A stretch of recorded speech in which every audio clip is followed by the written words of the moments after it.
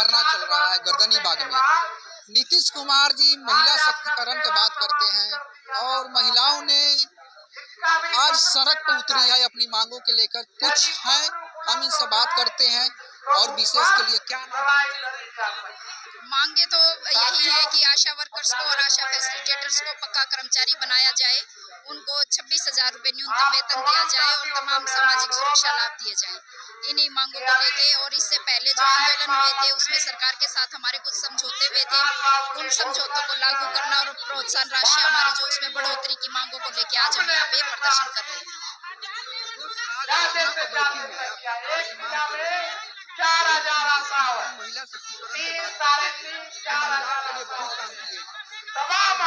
महिलाओं के लिए देखिए क्या काम किया वो तो सबको साफ स्पष्ट दिखाई दे रहा है। और ये सरकारों का अभी फैशन हो गया है कि वो बोलते कुछ और हैं और करते कुछ और हैं। और खास बात ये होती है कि वो जो बोलते हैं वो बिल्कुल करते नहीं है।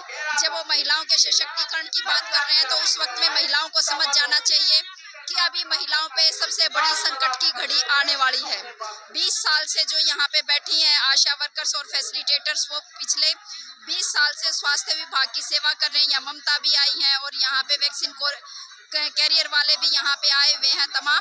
तो उन तमाम को आप जब देखेंगे कि 20 साल से वो संघर्ष कर रहे हैं और आशा वर्कर्स और ममता तो ज़्यादातर महिलाएं हैं और इन महिलाओं को 20 साल से ना पक्का कर्मचारी बनाया जा रहा, ना इनकी कोई मांग और मसले पे ध्यान दिया जा रहा है। उल्टे हर रोज नए नए तरह के नियम लेके आते हैं, नए नए काम लेके आते हैं और बिना किसी प्रोत्साहन राशि के, बिना किसी वेतन के वो तमाम काम करवाए जाते हैं। प्रेशर डाल के करवाए जाते हैं, डरा के धमका के करवाए जाते हैं। ये कहा जाता है कि आप काम नहीं करोगे तो आपको नौकरी से निकाल दिया जाएगा। जब हम यहाँ पे आके बैठते हैं, बात करते हैं, तो वो 2-3 बातें उनके पास होती हैं कहने की। पहली बात तो ये होती है राज्य सरकार से बात करो तो केंद्र सरकार का मसला है, केंद्र से बात करो तो वो बात ही नहीं करते। पहली बार बात करें तो कहेंगे कि राज्य सरकार है, राज्य में काम करते हैं, आप राज्य के काम करेंगे। राज्य कहते हैं कि आप तो केंद्र की स्कीम है वो करेंगे। और फिर जब वोट लेना होता तब कहते हैं डबल इंजन की सरकार बना दो। तो ये एक तरह से भ्रम फैलाने की, जनता को पागल बनाने की बात है। कोई महिलाओं का सशक्तिकरण नहीं है, अन्यथा इससे बेहतर और सशक्तिकरण क्या हो सकता है। जो आशाएं जच्चा बच्चा की देखभाल के लिए काम करती हैं, जिन्होंने जच्चा मृत्यु दर में, बच्चा मृत्यु दर में बहुत ही सराहनीय उसमें काम करके गिरावट आई है, उसके अंदर जो नियमित टीकाकरण है वो बढ़ा है, संस्थागत प्रसूति बढ़ी है, उससे हमारे देश का स्वास्थ्य बेहतर हुआ है।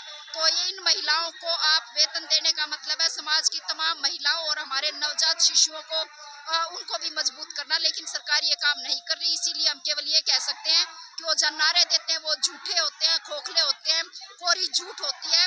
और वास्तविकता ये है कि महिलाओं का और गरीब आबादी का, मेहनत कश आबादी का खून निचोड़ो, जितना निचोड़ सकते हो उतना निचोड़ो, उनको दबा के रखो, डरा के धमका के रखो और उनसे ज्यादा काम लो। हम इसका विरोध कर रहे हैं। नीतीश कुमार जी बिहार में बहुत काम किए, जैसे आरक्षण लागू कर दिए महिलाओं के लिए। जहाँ महिलाएं नहीं निकल सकती घर से बाहर, वो निकलने लगी। देखिए मतलब निकलने लगी, मजबूरी है। आज कमाई के साधन नहीं है महिलाओं के पास, निकलना पड़ता है, मजदूरी करने के लिए निकलना पड़ता है, छोटे छोटे काम धंधे करने के लिए निकलना पड़ता है, अनेक तरह से निकलना पड़ता है। और जब वो निकल रही हैं तो अपराध कितने बढ़ गए इसका भी डाटा आपके पास होगा। जब आप कह रहे हैं कि नीतीश कुमार महिलाओं के लिए बहुत काम कर रहे हैं, तो बिहार के अंदर ही अपराध कितने बढ़ गए, छोटी बच्चियों के साथ, महिलाओं के साथ कितने बलात्कार बढ़ गए हैं, यौन हिंसा कितनी हो रही है, स्कूलों के अंदर तक से भी ये खबरें आ रही है, वहाँ से भी यौन शोषण की खबरें आ रही हैं। तो अपराध लगातार बढ़ रहे हैं और ये शोषण है। ये केवल यहाँ आशाओं की बात कर रही हूँ मैं, आप क्योंकि मैं यहाँ आशाओं के प्रोग्राम में हूँ। आप थोड़ा 2 कदम आगे जाइए, वहाँ रसोइया बैठे हैं, वो भी ज़्यादातर महिलाएं हैं। और इस तरह से जो है बिहार के अंदर लाखों महिलाएं हैं जिनके श्रम का शोषण किया जा रहा है। तो इसको हम किसी भी तरीके से जस्टिफाई नहीं कर सकते। और हम नीतीश कुमार को भी वो जो नारा देते हैं वो हम उसको यही कह सकते हैं कि वो खोखला नारा है। यदि वो नारा खोखला नहीं होता तो जो पिछली सरकार थी जिसमें तभी भी नीतीश कुमार मुख्यमंत्री थे, आशाओं के साथ समझौता किया था उन्होंने, उनका जो ये फिक्स मानदेय जरा सा 1,000 रुपये उसको 2,500 रुपये किया था, वो तक भी लागू नहीं किया। तो ये कैसा सशक्तिकरण है कि आप मीटिंग में बैठते हैं, आप बात करते हैं, समझौता करते हैं, आप फिर उस समझौते को लागू नहीं करते हैं।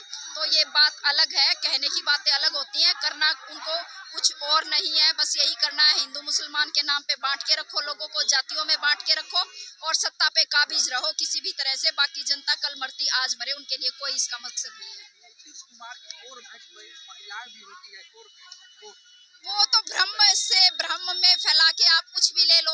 अब बीजेपी कोई हिंदुओं की मतलब पार्टी है, वो हिंदू धर्म, उसको क्या पता हिंदू धर्म, बीजेपी को कुछ नहीं पता है। उनको ये जो फालतू बोलते हैं, ये बोलते कुछ और है, करते कुछ और है।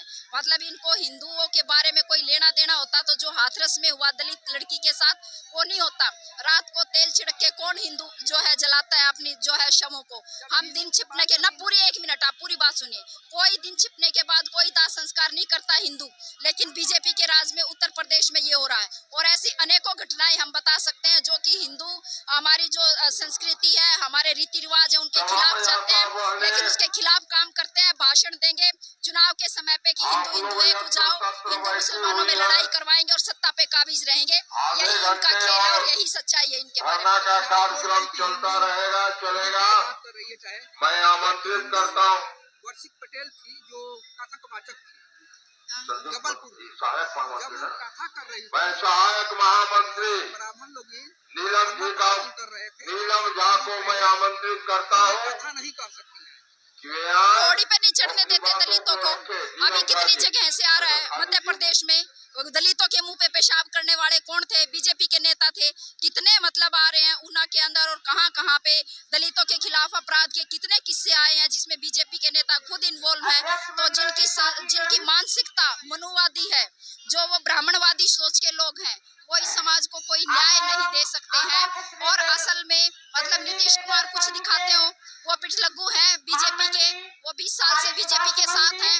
उनकी नीतियों को, जो सांप्रदायिक नीतियां हैं, उनको आगे बढ़ा रहे हैं। और गरीब जनता का क्या दोष है? आप कह रहे हो महिलाएं कोर वोटर है, हो सकती है कोर वोटर, जैसे कोर वोटर तो कुछ हिंदू भी है बीजेपी के। इसका मतलब ये थोड़े कि वो हिंदुओं के हितैषी हो गई। हितैषी होने में और कोर वोटर होने में फर्क है। कोर वोटर तो जो थोड़ा सा कम सूचनाएं जिनके पास होती है, जिन लोगों के पास जानकारियां कम होती हैं, उनके पास सूचना जो ये तंत्र है, सरकारी तंत्र, वो सरकारी तंत्र सूचनाएं पहुंचा के भ्रम में डाल के उनकी वोट का अपहरण कर सकता है। ये हमारे देश के अंदर होता रहा है और ये हम ये कह सकते हैं कि हमारा दुर्भाग्य है। जिस दिन देश की जनता इस बात को समझ जाएगी, उस दिन बढ़िया जवाब देगी। चुनाव होने वाला है। क्या होगा? जो बिहार की जनता चाहेगी वो होगा। आप भी सड़क पे हमने तो ऐलान कर दिया यहाँ से कि हिंदू मुसलमान के झगड़े में पड़ने की जरूरत नहीं है, आपको जात पात के झगड़े में पड़ने की जरूरत नहीं है। आशा वर्कर्स, फैसिलिटेटर्स बहनों, याद रखो कि हम वही वर्कर हैं जिन पे लाठी डंडे चला रही थी ये सरकार, और जो है हमें रोका जा रहा था, हमारे ऊपर पानी की बौछारें की गई। हम इतने सालों से 20 साल से काम कर रहे हैं, लेकिन हमें पक्का कर्मचारी नहीं बनाया गया। हम वही सब वर्कर हैं। तो जात पात के फेर में पड़ने की बजाय हमें अपना ये याद रखना है कि हम मेहनत कश मजदूर हैं और हमें इस सरकार को बदल डालना है, इसको उखाड़ फेंकना। ये हमने आज यहाँ से आह्वान किया। रिजल्ट जो जनता चाहेगी उसमें हम क्या बता सकते हैं? जो जनता चाहेगी। और बाकी तो बहुत सारी अफवाहें होती हैं, बातें होती हैं, कुछ सच्चाई होती है, उसमें कुछ झूठ होता है, हमें नहीं पता क्या होता है। लेकिन लोगों का जो है आज के दिन चुनाव तंत्र पे विश्वास भी नहीं बचा है। किसी का जो है ईवीएम मशीन पे विश्वास नहीं है और ज्यादातर का बीजेपी पे विश्वास नहीं है, डिमोरलाइज भी होते हैं। मैं सुरेखा, सचिव, राष्ट्रीय सचिव Asha workers and facilitators federation of India.